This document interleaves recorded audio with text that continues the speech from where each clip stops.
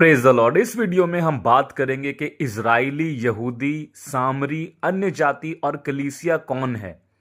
ये वीडियो थोड़ी सी टेक्निकल होगी तो शायद आपको 2 बार देखनी पड़े, पर मैं पूरी कोशिश करूंगा कि आपको अच्छे से समझा सकूं। और अगर कोई डाउट होगा तो आप कमेंट्स में लिख सकते हैं। तो शुरुआत होती है याकूब से, जिसका नाम परमेश्वर इजराइल रख देते हैं। ये लिखा है उत्पत्ति ग्रंथ अध्याय 32 का 28 में। उसने कहा, तेरा नाम अब याकूब नहीं परंतु इजराइल होगा, क्योंकि तू परमेश्वर से और मनुष्य से भी युद्ध करके प्रबल हुआ है। अब याकूब, जिसका नाम परमेश्वर ने इजराइल रख दिया था, उसके संतान मिस्र देश में आए। पढ़ते हैं निर्गमन अध्याय 1:1-5।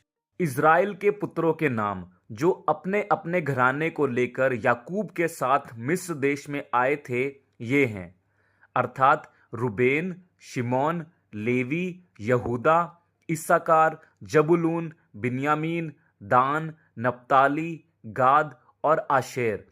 और यूसुफ तो मिस्र में पहले ही आ चुका था। याकूब के निज वंश में जो उत्पन्न हुए वे सब 70 प्राणी थे।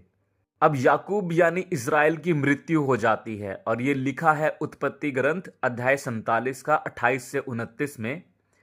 मिस्र देश में याकूब 17 वर्ष जीवित रहा। इस प्रकार याकूब की सारी आयु 147 वर्ष की हुई।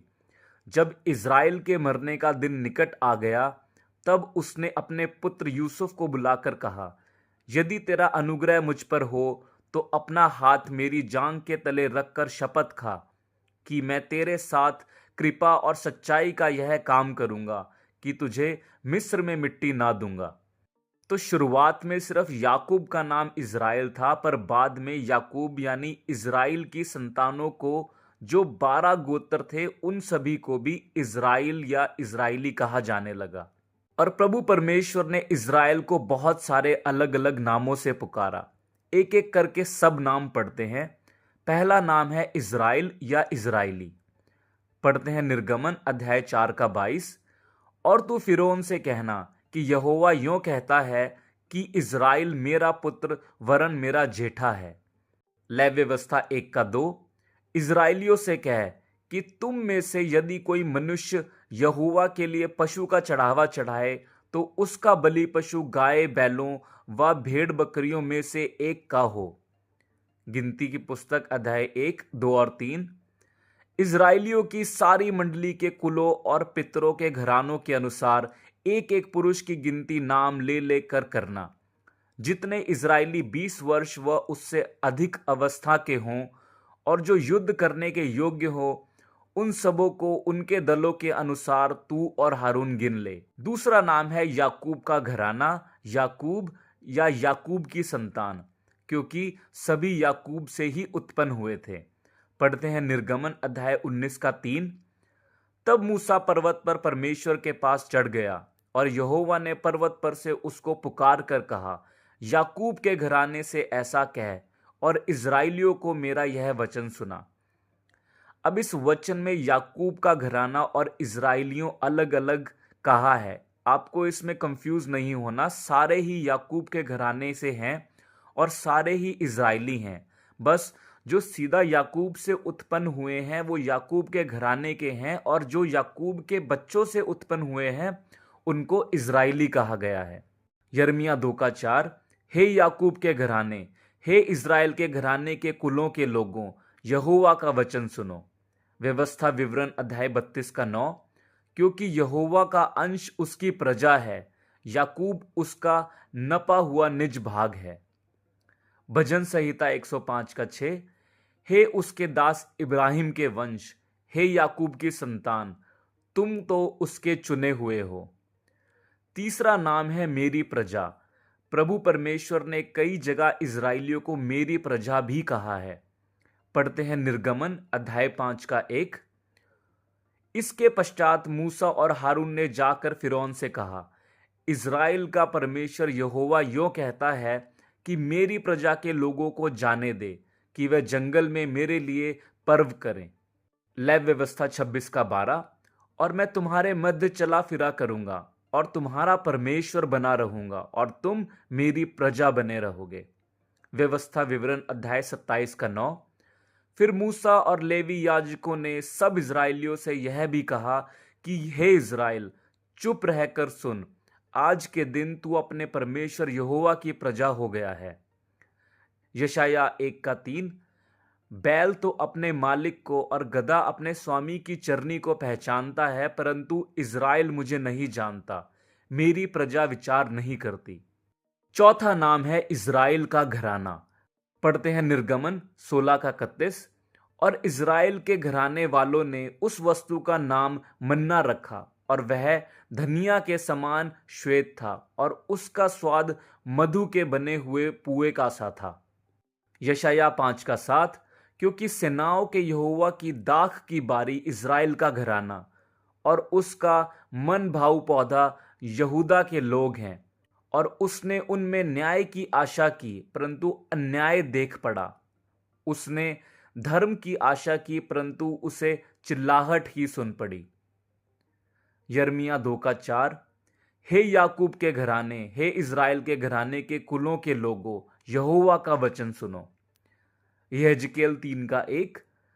तब उसने मुझसे कहा, हे मनुष्य के संतान, जो तुझे मिला है उसे खा ले, अर्थात इस पुस्तक को खा, तब जाकर इजराइल के घराने से बातें कर।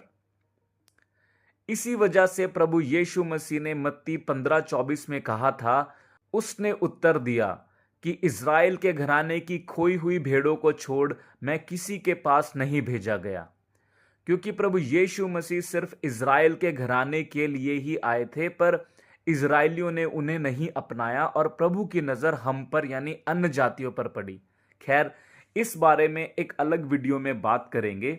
अब इन सब के अलावा इजराइल को यरूशलेम, सिय्योन की बेटी, दाख की बारी भी कहा गया है। आप पढ़ सकते हैं यशाया 1:1, यशाया 1:8, यशाया 5:7। तो ये थे इजराइली। उम्मीद करता हूं कि आप कंफ्यूज नहीं हुए होंगे। अब यहूदी कौन थे ये समझना बहुत ही आसान है। इजराइल के 12 गोत्रों में से यहूदा गोत्र के लोगों को यहूदी कहा गया है। पढ़ते हैं यिर्मयाह 44:1।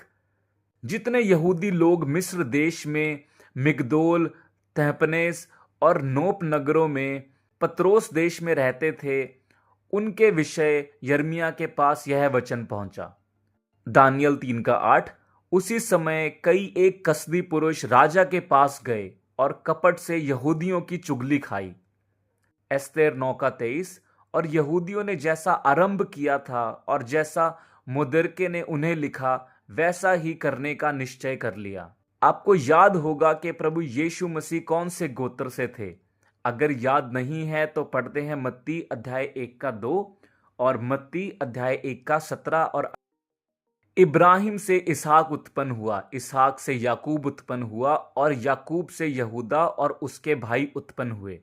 इब्राहिम से दाऊद तक सब 14 पीढ़ी हुई, और दाऊद से बाबुल को बंदी होकर पहुंचाए जाने तक 14 पीढ़ी, और बंदी होकर बाबुल को पहुंचाए जाने के समय से लेकर मसीह तक 14 पीढ़ी हुई। प्रभु यीशु मसीह यहूदा गोत्र से थे। इसी वजह से यूहन्ना 1:11 में लिखा है, वह अपने घर आया और उसके अपनों ने उसे ग्रहण नहीं किया। यहूदियों ने प्रभु यीशु मसीह को नहीं अपनाया, और क्रूस पर भी आपको याद होगा क्या लिखा गया था, मत्ती 27:37। और उसका दोष पत्र उसके सिर के ऊपर लगाया कि वह यहूदियों का राजा यीशु है। तो ये थे इजराइली और यहूदी। सभी यहूदी इजराइली हैं, पर सभी इजराइली यहूदी नहीं हैं, क्योंकि सबके अलग अलग गोत्र हैं। और हम यानी आप और मैं इन दोनों में से कोई भी नहीं है। ना ही हम इजराइली हैं और ना ही हम यहूदी हैं। तो जो कुछ भी इनके लिए लिखा गया है वो इनके लिए ही है, हमारे लिए नहीं। इजराइल और यहूदी ये सभी प्रभु परमेश्वर की नजरों में बहुत खास थे और अभी भी हैं, क्योंकि जो बात हमारे लिए बहुत बाद में कही गई उनके लिए वो बहुत पहले ही कह दी गई थी। पढ़ते हैं व्यवस्था विवरण अध्याय 14:2।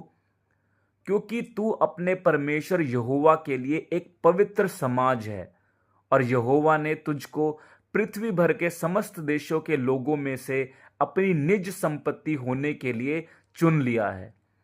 तो व्यवस्था विवरण अध्याय 14 का 2 में प्रभु परमेश्वर इजरायली या यहूदियों को कहते हैं कि वो उनके लिए एक पवित्र समाज है और सारी दुनिया के लोगों में से परमेश्वर ने इजरायली और यहूदियों को अपनी निजी संपत्ति होने के लिए चुन लिया था।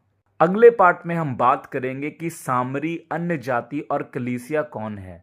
आज का वीडियो यहीं तक था। अगर आप इंग्लिश में सुनना या इंग्लिश में पढ़ना पसंद करते हैं तो आप यूट्यूब पर सर्च कर सकते हैं रॉबर्ट ब्रेकर। यह एक इवेंजलिस्ट हैं जो इंग्लिश में ही टीच करते हैं और डेफिनेटली आपको बाइबल की बहुत ज़्यादा अच्छी नॉलेज दे सकते हैं।